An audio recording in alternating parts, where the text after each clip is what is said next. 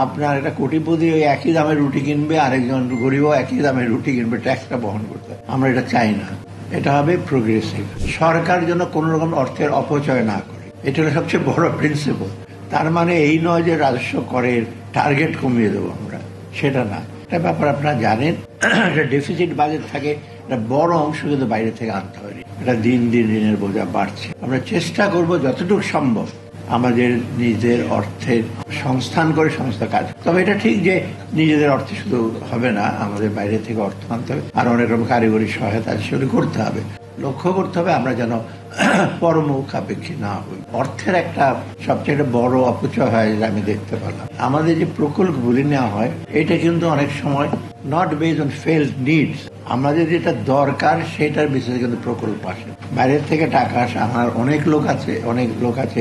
আমরা এখন একটু চেষ্টা করব একটু বেছে, যেটা আমাদের যেটা দরকার ডেফিনেটলি প্রজেক্ট নেব। সেখানে যদি দেশীয় অর্থ দরকার হয়, হয়তো বাইরে থেকে যে অর্থ আনতে হয় আমরা।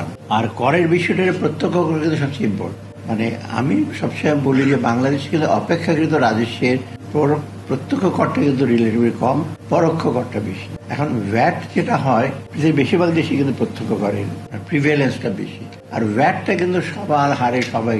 রুটির দাম যদি বাড়ে, সে আপনার একটা কোটিপতি ওই একই দামে রুটি কিনবে, আরেকজন গরিবও একই দামে রুটি কিনবে, ট্যাক্সটা বহন করতে। আমরা এটা চাই না। এটা হবে প্রোগ্রেসিভ।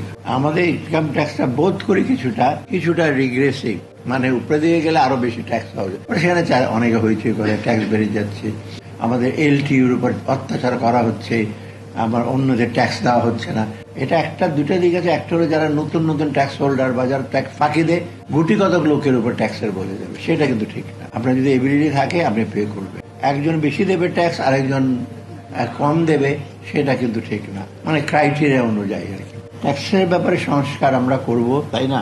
অনেকগুলো, কালকে বিরাট একটা টিম আসবে ইউএসএ, স্পেসিফিক্যালি আপনাদের সংস্কার, ট্যাক্স, তারপর ওদিকে তো আমার ব্যাংকিং সেক্টর রিফর্ম, আবার ওদিকে কাস্টম, ট্যারিফ, এগুলো। কারণ বেশিরভাগ লোক যারা আসে আমাদের কাছে, তারা প্রথমেই কিন্তু জিজ্ঞেস করে যে তোমার রেভিনিউ কি, ট্যারিফ ডিউটি, ডাবল ট্যাক্সেশন কিভাবে অ্যাভয়েড করবে, এইগুলো কিন্তু ইস্যুগুলো রেজ করে।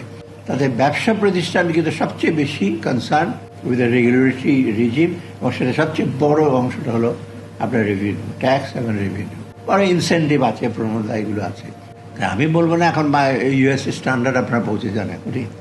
ট্রান্সপারেন্সি থাকবে, অ্যাকাউন্টেবিলিটি থাকবে, আর সব হলো যে সরকারের যে কোনো কাজের জন্য আপনারা যতটুকু সম্ভব যাতে আপনাদেরকে দেখে লোকজন আশ্বস্ত হয়, এবং ওরা যদি নিজে স্বতঃপ্রণোদিত হয়ে আসে যে ট্যাক্সটা দেবো, প্লেন করবেন যে আপনি ট্যাক্স দিচ্ছেন, হয়তো আপনার ডিরেক্টলি আপনার সুবিধা পাবেন না, কিন্তু দেশের সুবিধা, আর্থিক এটা ধরা যায়, রেজাল্টও পাওয়া যায়, তাই না? আর অন্য খাতগুলো কিন্তু ধরা এবং ম্যানেজ করা একটু ডিফিকাল্ট। সোশ্যাল সেক্টর বা সোশ্যাল, এইগুলো একটু সময় লাগে।